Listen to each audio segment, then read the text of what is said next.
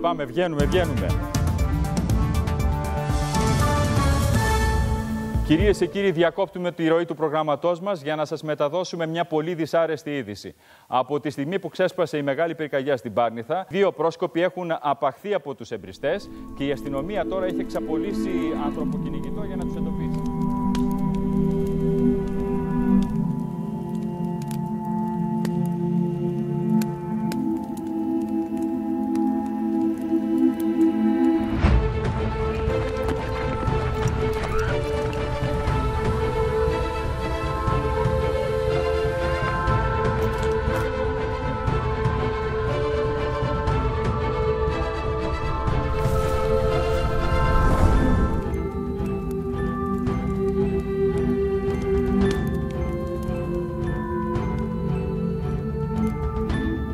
Θα τους βρούμε!